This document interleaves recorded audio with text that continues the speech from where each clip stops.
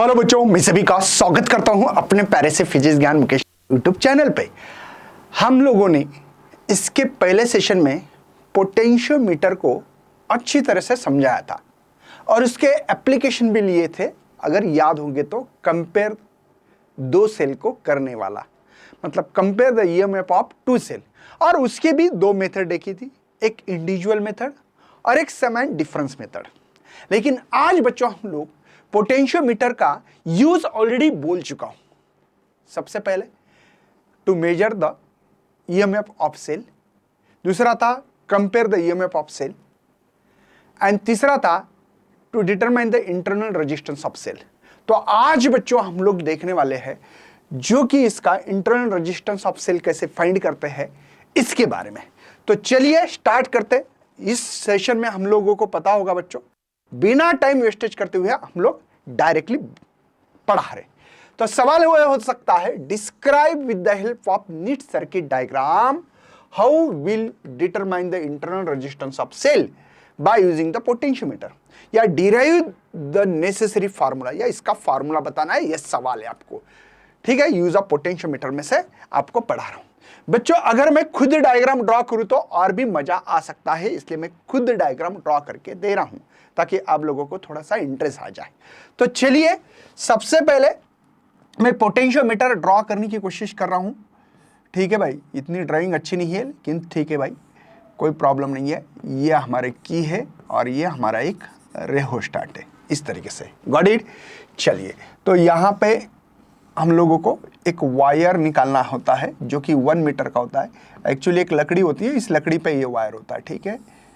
ये 1 मीटर ऐसे 1-1 मीटर का ही वायर होता है वहाँ पे, ठीक है। तो ये समझो 4 मीटर वायर है हमारा। सर कितना ले सकते हैं ऐसे? उन्होंने कहा 2 मीटर से 10 मीटर तक ले सकते हैं। जितनी लेंथ बढ़ेगी उतना अपना फायदा है, उतना अच्छा एक्यूरेट मेजरमेंट कर सकते हैं, ठीक है। ये हायर पोटेंशियल ऑफ बैटरी, ये लोअर पोटेंशियल बच्चों, ये की है और ये हमारा रेहोस्टाट है। एक हमने वायर लिया था, उसका नाम दिया था AB, A और B, है ना, सॉरी, ये AB homogeneous uniform conducting wire, शायद याद होगा बच्चों। AB इज द होमोजीनियस, देखो ये AB जो वायर है ऐसा, ये जो वायर दिख रहा है आपको, ये homogeneous uniform conducting wire. Homogeneous मतलब एक ही मटेरियल से बना हो, यूनिफॉर्म मतलब कहीं मोटा पतला ना हो, और कंडक्टिंग मतलब करंट फ्लो होने वाला, राइट बच्चों। चलिए देखते हैं हम लोग यहाँ पे एक, यहाँ एक्चुअली ये सेल है बच्चों, मैं जो दे रहा हूँ ना ये सेल है। यहाँ पे ये ईएमएफ मतलब एक सेल है, ये हायर पोटेंशियल, ये लोअर पोटेंशियल, और इसका इंटरनल रेजिस्टेंस मान के चले, ठीक है बच्चों। मजा आ जाए ऐसा अगर मैं ड्रॉ करूँ, बुक में भी ऐसी डायग्राम ने ऐसी डायग्राम ड्रॉ कर रहा हूँ बच्चा आपके लिए, ठीक है। ये है हायर पोटेंशियल, सबको पता है। ये लोअर पोटेंशियल, ये भी पता है सर। ये इंटरनल रेजिस्टेंस बेटा, इसको हमने E1 बोला होगा, ठीक है। इसको E बोलेंगे और इसको E1 बोलेंगे, चलेगा। जानबूझकर मार्कर चेंज कर रहा हूं बच्चों ताकि पता लगे आपको मैं किस लिए कर रहा हूं। नीचे मुझे एक की लगानी है, इस की1 को K1 बोलना था, और यहाँ पे एक की लगाएंगे। यह अलग इसलिए निकाल रहा हूं, शायद मैं इसको कट भी कर सकता हूँ, ठीक है। एक रजिस्टेंस बॉक्स है एक्चुअल में, ये रजिस्टेंस बॉक्स को ऐसे भी निकालते हैं लोग, ऐसे, ठीक है। ये ऐसा ऐसा ऐसा रजिस्टेंस बॉक्स होता है, हम लोग नहीं निकालते यहाँ पे। ये R, ठीक है। ये अलग सर्किट है, मतलब ये रजिस्टेंस बॉक्स कनेक्ट किया हमने, है ना, सेल का क्रॉस में। चलिए बच्चों, यहाँ पे आने के बाद आपको करना है, ग्लावनोमीटर ड्रॉ करना है जिसका नाम G है बच्चों, और ये है हमारा दूसरा इंटरनल, ये सॉरी D बोलेंगे, जो भी बोलना है बोल सकते हैं, ऐसा कोई जरूरी नहीं है, D बोलो C बोलो जो भी, लेकिन इसका नाम जो है बच्चों वो जॉकी है। चलेगा बच्चों, कोई टेंशन तो नहीं है। गॉट इट, है ना, मस्त लग रहा है सर्किट भाई। मैंने मेरे हाथों से ड्रॉ किया तो मुझे अच्छा ही लगता है। चलिए सर क्या पढ़ाने वाले हैं। सबसे पहले कंस्ट्रक्शन लिखना बहुत बहुत जरूरी होता है बच्चों, ध्यान रखिएगा। कंस्ट्रक्शन लिखना बहुत जरूरी है बच्चा। अगर कंस्ट्रक्शन अच्छे तरह से लिखोगे तो बहुत बढ़िया हो जाएगा। सर क्या बहुत ही साइंटिफिक लैंग्वेज में लिखना है? बिल्कुल नहीं, आप अपने मन से, मैं तो हमेशा बोलता हूँ फेकोलॉजी अच्छी होनी चाहिए। चलिए फेंकना बहुत जरूरी होता है, इसलिए मैं भी फेंकने लगता हूँ। चलिए फेंकते हैं। पहले कंस्ट्रक्शन लिखना है, जो मैं बोल रहा हूँ उसको कंस्ट्रक्शन बोलते हैं बच्चों। ये बहुत ज्यादा तो नहीं लिख सकते, आपको भी पता है उसको नंबर ज्यादा नहीं है। कंस्ट्रक्शन, ठीक है। कंस्ट्रक्शन में मैं सबसे पहले बताऊंगा आपको क्या, देखो यहां पे लिख के देना पॉसिबल नहीं, अगर आप चाहते हो तो देखो मैंने यहाँ पे इस पेज पे लिखा है, ठीक है, ये लिख के दिया है, ऐसा नहीं कि लिख के नहीं दिया है, लिख के दिया है, लेकिन मैं वही लैंग्वेज में बताना चाहता हूं, मेरे लैंग्वेज में। A terminal is connected to the higher potential of battery. बच्चों ये सेल है, ध्यान रखना, और ये battery, E is the battery है, ई ये हमारे पास बैटरी, बच्चों ये बैटरी बोलेंगे हम लोग इसको, बैटरी, बैटरी भाई, और E1 जो है हमारा वो सेल है। एक्चुअली बैटरी मतलब कॉम्बिनेशन ऑफ सेल ही होता है, सेल का कॉम्बिनेशन किया तो बैटरी बन जाती है। शायद आपको पता ना हो तो कोई इलेक्ट्रिशियन वाले को जाके बता सकते हो, मतलब बोल सकते हो कि भाई बैटरी मतलब क्या है, तो वही बोलेगा कॉम्बिनेशन ऑफ सेल है, ठीक है। चलिए ध्यान देते हैं, A terminal is connected to the higher potential of battery and B terminal is connected to the lower potential battery through key and rheostat. Okay, A terminal another is connected to the cell of positive terminal, ठीक है, and negative terminal is connected to the galvanometer through the internal resistance, ऐसे बोल सकते हैं। and the parallel connect किया है मैंने इसके क्या बच्चों, ये हमारा रेजिस्टेंस बॉक्स एंड K2 की, ठीक है। The galvanometer another terminal is connected to the jockey के बच्चों। चलिए हमको क्या क्या दिख रहा है उसके बारे में थोड़ा सा इंफॉर्मेशन देना, हो गया बेटा आधा मार्क, बहुत बढ़िया सर। बाद में 2 नंबर पे लिखेंगे बच्चों हम लोग वर्किंग, वर्किंग कैसे होती है चलिए सुनिएगा, वर्किंग कर रहा हूं मैं, ठीक है भाई, वर्किंग, ओके लिखना है। चलो हम लोगों को सबसे पहले K1 इज क्लोज करना। K1 क्लोज करने से क्या फायदा है बच्चों, आपको स्विच पता है, हमारे घर में स्विच ऑन ऑफ करते, वैसे इस AB homogeneous uniform conducting wire में से करंट फ्लो करना है या नहीं करना है, ये हमारे की जो है वो डिसाइड करेगी। तो K1 is close at this time the AB homogeneous uniform conducting wire current flowing through, इसके अंदर करंट फ्लो होना चालू होगा। हो गया बच्चों, कोई टेंशन नहीं है। चलिए बहुत बढ़िया सर। अब यहां पे हम लोग यहां पे जानबूझकर इसको नीचे वाला पार्ट को कट कर रहे हैं समझाने के लिए, एक्चुअली ऐसा नहीं करना है। मैं ये पार्ट फिलहाल में ये ओपन था, की ओपन है, मतलब बच्चों नीचे वाले सर्किट में से कोई करंट फ्लो नहीं हो रहा है, ये रेजिस्टेंस बॉक्स K2 जो दिख रहा है इसमें से, मतलब मैं हटा सकता हूं, घटा सावन की हटा, देखो हटा दिया मैंने, फिलहाल के लिए ऐसा सर्किट बन गया है। क्यों? क्योंकि मैंने इस कंडीशन में बच्चों काम किया है मैंने कि K1 is close, K1 is close and लिख सकते हैं K2 is open, ओके समझे, K2 is open, the balance singlet, the null point is obtained, ऐसे लिख सकते हैं, the null point is obtained, obtained होगा कहां बेटा, L1, इसके लेंथ। सर क्या क्या आपने, मैं बताता हूं दोबारा। K1 is close, current flow होगा AB में से, जो ये वोल्टेज है मैक्सिमम उतना वोल्टेज AB के अक्रॉस में ड्रॉप होगा। अगर मानते हैं आपके पास 20 वोल्ट की बैटरी है तो 20 वोल्ट मैक्स टू मैक्स यहां पे ड्रॉप होने वाला है, मैक्स टू मैक्स। उतना नहीं होता है, हम लोग आइडियल केस बता रहे हैं, ठीक है, हो सकता है 17-18, कुछ की वायर का भी कुछ इंटरनल रेजिस्टेंस हो सकता है, तो मैक्स टू मैक्स 20 हो सकता है। ध्यान रखना हमेशा ये E ग्रेटर रखना चाहिए सेल से। बैटरी, हाँ सर कॉम्बिनेशन ऑफ सेल है, मतलब बैटरी हमेशा बड़ी होनी चाहिए, सेल से बड़ी होनी चाहिए। ऐसा क्यों, चलिए सुनते हैं। तो हमने क्या किया बच्चों, AB में से वायर में से करंट फ्लो हो रहा था, ये जो जॉकी इसको वायर को डिफरेंट टच किया तो डिफ्लेक्शन हो रहा था, ऐसे ऐसे ऐसे ऐसे ऐसे डिफ्लेक्शन हो रहा था बच्चों। दोबारा करके देखा ऐसे ऐसे, तो मुझे यहां डिफ्लेक्शन मिला 0, मतलब IG में से जाने वाला करंट 0। सर क्यों, इसका कारण बताता हूं बच्चों। समझो हमारे पास ये बैटरी, मान के चल रहा हूं मैं कि 20 वोल्ट की बैटरी है और E1 सेल बच्चों 5 वोल्ट का है। कितने का है, 5 वोल्ट का। तो बच्चों इसके अक्रॉस में कितना ड्रॉप वोल्टेज हो सकता है AB वायर के अक्रॉस, बेटा 20 हो सकता है, मैक्स टू मैक्स होने के चांसेस है। अभी क्या कर रहा हूं मैं, देखना चाहता हूं कि इसका जो भी पोटेंशियल है इस बैटरी का वो AD के अक्रॉस में ड्रॉप हो रहा है। और इसीलिए करंट जीरो है बेटा। करंट जब जीरो कब होता है बेटा, सबको पता होना चाहिए, करंट हमेशा फ्लो होता है higher potential to the lower potential, ज्यादा पोटेंशियल से कम पोटेंशियल। ये डी पॉइंट ऐसा है कि ये एडी जो लेंथ है बेटा, इसके अक्रॉस में 5 वोल्ट ड्रॉप हो रहा है, क्योंकि टोटल ड्रॉप कितना हो सकता है 20, इससे ज्यादा नहीं होगा, क्योंकि हमने बैटरी 20 वोल्ट के लिए मैक्स टू मैक्स, और एडी के अक्रॉस में भी इसका मतलब 5 वोल्ट ड्रॉप हो रहा है, ये है, तभी नल डिफ्लेक्शन मिलेगा, या आईजी करंट जो है ग्लैवानोमीटर से फ्लो होने वाला जीरो, मतलब जीरो डिफ्लेक्शन दिखाएगा ग्लैवानोमीटर। बात समझ में आ रही है?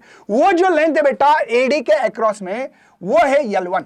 L1 लेंथ पे मुझे ग्लैवानोमीटर में नल डिफ्लेक्शन दिखाई दे रहा है। क्या मेरी बात अच्छी समझ में आ रही है? तो बच्चों कमेंट करते चलो, थंब करते चलो और शेयर भी करते चलना। क्या मेरी बात समझ में आ रही?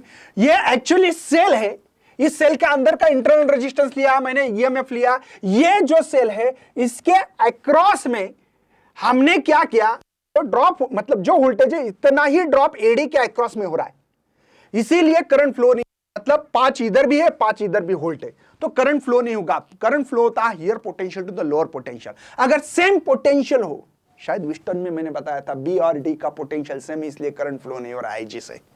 याद आ रहा है बच्चों? समझ पा रहे हो? मतलब बेटा यहां पे मैं इक्वेशन लिख सकता हूं, E1 ये सेल है, तो K is the potential gradient, याद होगा बच्चों, और लेंथ L1 है। याद आ रहा है ना? हम लोगों ने पोटेंशियल का प्रिंसिपल ही देखा है, V direct proportional to the length, या V is equal to KL, याद है? यही प्रिंसिपल देखा था, जितना लेंथ बढ़ाओगे उतना ड्रॉप ऑफ वोल्टेज बढ़ता रहता है। ओके, चलिए पहला पॉइंट लिखा था हम लोगों ने यहां पे ए।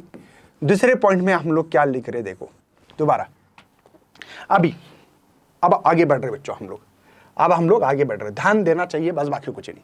अब ये हमने क्या करना है बच्चों, यहां पे हमने जो ये की ली थी बच्चों, इसका नाम K2 रखा था बच्चों, और ये है हमारे पास रजिस्टेंस बॉक्स है एक्चुअल में ये, ठीक है।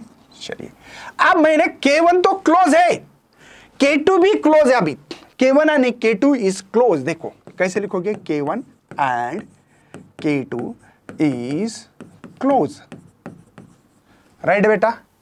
The null point is obtain, the null point is obtain. अभी नल पॉइंट ऑब्टेन होने जा रहा है हम लोगों को L2, मतलब बताते। चलिए K1 क्लोज है, इसलिए AB में से वायर कंडक्टिंग वायर में से करंट फ्लो हो रहा है। अब K2 क्लोज है बेटा। अब इस सर्किट में ऐसा करंट फ्लो होगा जो भी पॉजिटिव से निगेटिव, यहां से करंट जा रहा है बेटा, यहां से भी आ जाएगा, है ना। तो ये सर्किट में आ गया। पहले सर्किट में कौन था, पहले कंडीशन में ओनली सेल था। अभी ये सर्किट में E1 R K2 capital R मतलब रजिस्टर एंड ग्लैवानोमीटर एंड जॉकी, ये सर्किट में है। आई विल रिपीट, पहले सर्किट में कौन था, ओनली आपका ईएमएफ, इंटरनल रजिस्टर, ग्लैवानोमीटर, जॉकी, पहले केस में। इस केस में कौन कौन सर्किट में है, तो K1 K2 क्लोज करने के कारण हमारा internal resistance, EMF, resistance box, jockey and galvanometer circuit में आ गए, ठीक है बच्चों। अब नल पॉइंट कहीं और मिला होगा, समझो ये मान लेते हैं, इसको डैश डैश लेते हैं, यहां D डैश पे है, मान लेते हैं ये जॉकी हमारी यहां पे हम लोगों को मिला है, क्योंकि इसके अक्रॉस में कुछ ड्रॉप ऑफ वोल्टेज हो जाएगा, सभी को पता है, क्योंकि बेटा ये जो है ये हमारा रजिस्टेंस बॉक्स है, और इसमें अंदर नल पॉइंट मिलने के लिए सुटेबल वैल्यू रखनी पड़ती है, मतलब ऐसा इसके अंदर की डालना पड़ती है, ठीक है, नल पॉइंट मिलने के लिए। तो इसीलिए इसका जो भी पोटेंशियल ड्रॉप है बेटा वो है K और लेंथ है L2, ठीक है बेटा। V क्यों, क्योंकि ड्रॉप ऑफ वोल्टेज हो रहा है इसके अंदर। पहले EMF क्यों बेटा, क्योंकि E था, ओनली सेल ही था। अभी यहां पे पोटेंशियल ड्रॉप जो हो रहा है वो लेना पड़ेगा मुझे। चलिए इस इक्वेशन को 1 बोलेंगे, इसको 2 बोलेंगे। चलो 1/2 करते हैं, है ना भाई, 1/2। 1 इक्वेशन है बेटा E1, ये V है, इसका K L1 और यहाँ पे K L2।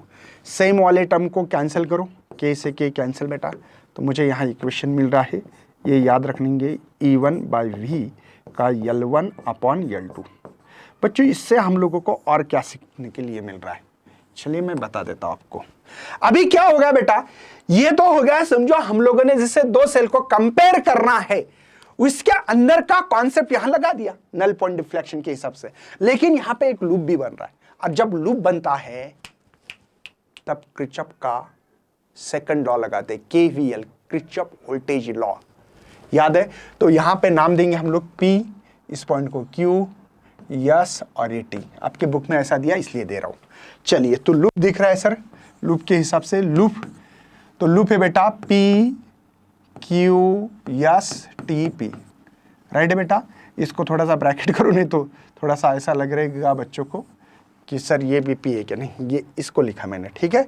चलिए, सबको पता है मैं कैसे कैसे करता हूं, पता है ना? पहले P से Q जाएंगे, चलो सर, मतलब P से Q जाओ, तो पहले बैटरी लगी, और बैटरी में सबको पता है higher potential to the lower जा रहा हो, इसलिए -E1 लिखना पड़ेगा। ओके, करंट कैसे आ रहा है बेटा? देखो ऐसे करंट आ रहा है, higher potential to the lower potential, मतलब करंट का डायरेक्शन ये है आई। सर मेरी पाथ है P से Q जाना, क्या करे? P से Q जाते समय दो चीजें लगी, EMF और रेजिस्टेंस भी लगा है, इसलिए दो बार कर रहा हूं मैं, है ना? हाइयर टू लोअर जा रहा था, -E1। यहां पे देखो पाथ का डायरेक्शन ये है, लेफ्ट टू राइट, और करंट है राइट, देखो टू लेफ्ट है, इसलिए प्लस होता है अगर अपोजिट हो करंट और पाथ। करंट है बेटा I, रेजिस्टेंस है R, स्मॉल r, ठीक है? चलिए सर, Q से यस जाओ, कुछ नहीं, वायर है, और वायर के पास कोई रेजिस्टेंस नहीं है, ऐसे मान के चलते हैं हम लोग, भले हो या ना हो कोई पता नहीं है, लेकिन ठीक है भाई, बोल सकते हैं ऐसे। यस से T जाओ बेटा, यस से T जाओ, देखो यहां करंट ऐसा जा रहा था, यस ये करंट ऐसा, यस से, तो देखो ये अपोजिट डायरेक्शन है, और अपोजिट तो प्लस I इंटू आर, समझे? T से P जाओ, T से P जाओ, कोई फायदा नहीं है, क्योंकि भाई कोई रजिस्टेंस नहीं, और की है तो की तो एक स्विच है, स्विच जैसा काम कर रहा है। जहां से गए थे P से P तक आ गए तो 0 होता है, सबको पता है, चलेगा बेटा?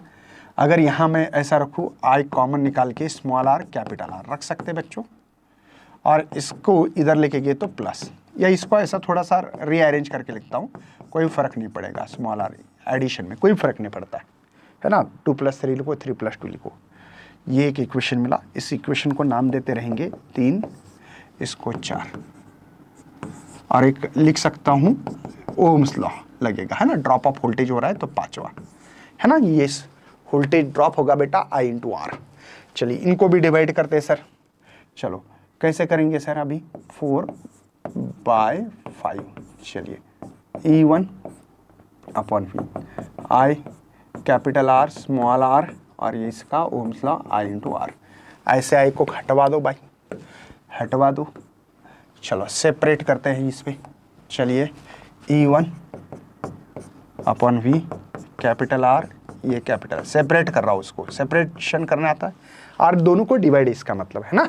तो R से R को हटवा दो सर, 1 बचेगा, तो E1 upon V 1 plus small r upon capital R। चलेगा भाई लोग? चलेगा?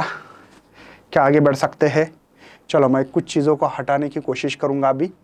ओके, ये आपको ज्ञान दिया था, तो ये ज्ञान खत्म हो चुका है, और आगे क्योंकि हम लोगों को पेजेस, एक दूसरे पेजेस पे जाओगे तो शायद ये सब चीज़ें नहीं दिखेगी, तो मज़ा नहीं आता है, तो इसीलिए बच्चों लिख के ले सकते हो जो भी लिख रहा हूँ। चलिए अभी E1/V की वैल्यू बेटा L1 अपॉन L2, राइट है?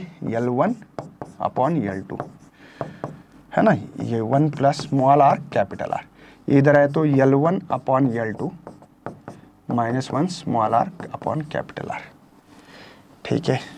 ओके, तो ये r इधर जा सकता है, हाँ सर, तो स्मॉल r निकाल सकते हैं, ये r इधर जाएगा बेटा, इसको L1 अपॉन L2 -1। समझ में आ रहा है? समझ में आ रहा है बच्चों? इंटरनल रेजिस्टेंस तो हमको फाइंड करना था, वही लिख रहा हूँ। या कुछ लोग ऐसे भी लिख सकते हैं, small r capital R cross multiplication L1 minus L2 divided by L2, right है बेटा? ये इंटरनल रेजिस्टेंस ऑफ सेल है। इंटरनल रेजिस्टेंस कितना होगा इस सेल का? तो वो है बेटा capital R, R is the, ये है हमारे रेजिस्टेंस बॉक्स, जो सुटेबल रेजिस्टेंस हम लोग एडजस्ट करते हैं नल डिफ्लेक्शन मिलने के लिए। बच्चों इसके नंबरिंग कैसे होती है, बहुत इंपॉर्टेंट क्वेश्चन है, ध्यान रखिएगा।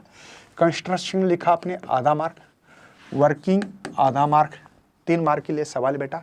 डायग्राम ड्रॉ किया आपने आधा मार्क, ये डायग्राम का आधा मार्क है, ठीक है भाई। 1.5 मार्क तो यही है, इन दोनों का आधा मार्क 2 मार्क हो गए बेटा, ठीक है ओके। ये आधा मार्क, और आपने फाइनल आंसर लिखा दोनों में से कोई भी तो आधा मार्क। कभी कभी 4 मार्क के लिए भी क्वेश्चन आ सकता है। दोबारा, कंस्ट्रक्शन आधा मार्क, वर्किंग आधा मार्क, डायग्राम आधा मार्क, इन दोनों इक्वेशन को आधा आधा और फाइनली आधा, 3 मार्क। दोबारा गिन के देखते, 1, 1.5, 2, 2.5 और 3, 4 मार्क के लिए अगर सवाल आ जावे तो इसमें कुछ आप लोगों को ऐड करके देंगे। ऐसे पूछ सकते हैं कि एप्लीकेशन बताओ, कुछ भी आएगा। ये भी क्वेश्चंस कभी गलती से आता है तो नंबर बढ़ने के चांसेस है। कहाँ, यहाँ आधा मार्क, ये जो लूप्स लॉ लगाया ना आपने, ये लूप्स लॉ का आधा मार्क, ठीक है बेटा, लूप्स लॉ का आधा मार्क मिल सकता है। और यहाँ पे आपने जो ओम्स लॉ लगाया, हो सकता है मे बी, लेकिन 3 मार्क के लिए क्वेश्चन आएगा, ये नंबरिंग नहीं आएगी आपको। चलिए बच्चों, एप्लीकेशन क्या क्या पोटेंशियोमीटर के, ये क्वेश्चंस ऐड कर सकते हैं हमारे इस सवाल में। ये जो सवाल दिख रहा है, सवाल कैसे मैंने दिखाया था आपको, ठीक है ना। इसी में से अगर उन्होंने बोला application of potentiometer, gives application of potentiometer, तो बच्चों शायद ये क्वेश्चंस आपका 4 मार्क का भी बन सकता है। चलिए पहले, use of potentiometer voltage divider. आप वोल्टेज को डिवाइड करना चाहते हो, समझो B से मैं चाहता हूं इसको डिवाइड करो, तो हम करना पड़ेगा, ये यहां पे रखना पड़ेगा जो अपना जॉकी है ना, तो इसको वोल्टेज डिवाइड कर सकते हैं, कुछ इधर कुछ इधर, है ना। तो देखते हैं, potentiometer can be used to voltage divider to continue change the output voltage of voltage supply. हमको चेंज करना है, जैसे कि यहाँ पे दिखा है आप लोगों को, चेंज करना है यहाँ पे, है ना, बदलना है। तब हम लोग इसको वोल्टेज को डिवाइड करना चाहते हैं, हमेशा बदलना चाहते हैं। कभी समझो 100 40 चाहते, इधर 60 चाहते, कभी इधर 30 इधर 60 चाहते, कभी इधर 70 चाहते इधर 30 चाहते। तो डिवाइड हमेशा कंटिन्यू चेंज करना है तो वोल्टेज डिवाइडर इस्तेमाल कर सकते हो। नेक्स्ट है बच्चों हमारे पास audio control.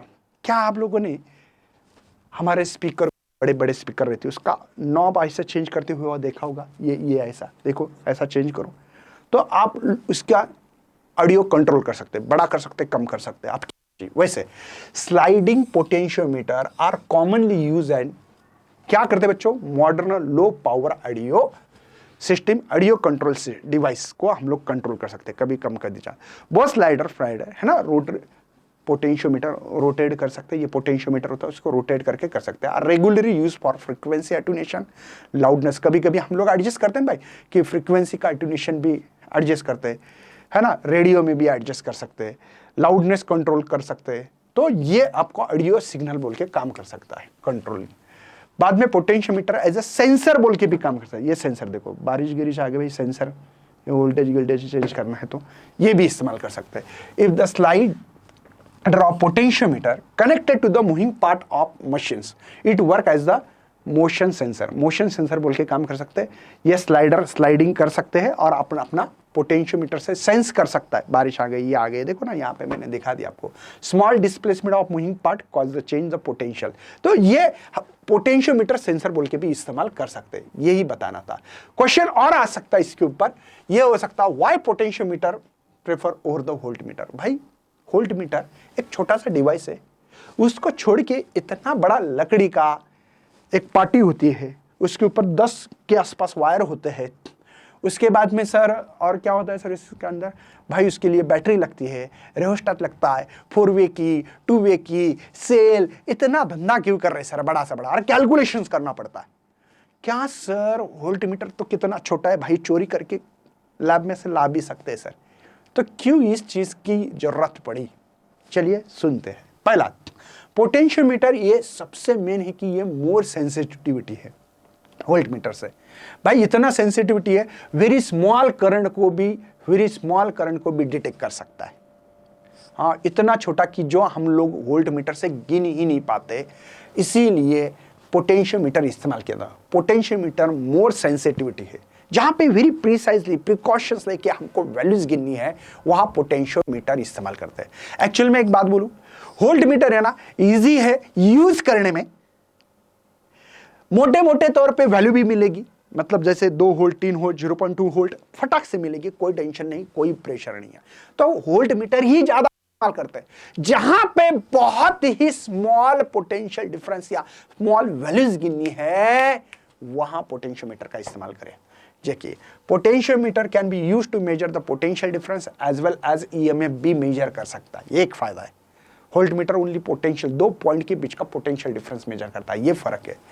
Volt meter always measure the terminal potential difference, मैंने अभी बोला है ना। Some current can not be used to measure the EMF. बेटा ईएमएफ गिनना है तो पोटेंशियोमीटर ही लगेगा, और वोल्ट मीटर करने के लिए 2 पॉइंट के बीच का पोटेंशियल डिफरेंस मेजर करना है तो वोल्ट मीटर इस्तेमाल करो। लेकिन वोल्ट मीटर ईएमएफ गिनने में काम आता नहीं है। ईएमएफ गिनना चाहते हो तो पोटेंशियोमीटर ही यूज करे। Major the potential difference EMF is very accurate. Potentiometer बहुत एक्यूरेट गिनता है भाई, इतना स्मॉल के 10⁻⁻⁶, ये 10⁻⁻⁶ है बेटा, वोल्ट इतना गिन सकता है। ओके, तो इसीलिए मैं चाहता हूं कि ये वोल्ट मीटर भी इस्तेमाल कर सकते हो, और मैक्सिमम वोल्ट मीटर ही इस्तेमाल किया जाता है। लेकिन भाई जहां पे साइंटिफिक रीजन हो कुछ, या बहुत प्रिकॉशन प्रिसाइजली गिनना चाहते हो, तब काम करे पोटेंशियोमीटर ही इस्तेमाल करें। पोटेंशियोमीटर इजी नहीं है यूज करने के लिए, उसका बहुत भाई लफड़ा है क्या बोले आपको, ठीक है ना। चलिए, क्या डिसएडवांटेजेस है, पोटेंशियोमीटर पोर्टेबल नहीं है, कहीं पे लेके नहीं जा सकते। और वोल्ट मीटर भाई बैग में जेब में डाला, चोरी करके निकल गए। और पोटेंशियोमीटर की चोरी करना पॉसिबल ही नहीं है। क्यों नहीं है, लकड़ी का है बहुत बड़ा, लोगों को दिखेगा चोरी कर रहे भाई। नंबर 1 भाई, इसको कनेक्शन करना, थोड़े भी कनेक्शन आगे पीछे होगी तो वो रीडिंग देता नहीं है। हाँ जी, बहुत सारी चीजों का इफेक्ट भी होता है इसके ऊपर। वायर पे रेजिस्टेंस, वायर बहुत खराब हुआ तो रेजिस्टेंस बढ़ सकता है, कैलकुलेशंस करना पड़ते हैं उसके, तो बहुत लफड़ेबाज है। और वोल्ट मीटर इजीली कहीं पे भी हम लोग उसको लेके जा सकते हैं। इसके बाद में बच्चों हम लोगों को ग्लावानोमीटर जो है अगले सेशन में देखने वाले, लेकिन इसके पहले इस चैनल को फॉलो करें, शेयर करो, लाइक करो, तो चैनल को सब्सक्राइब करना मत भूलिए। बाय, जय हिंद, जय भारत।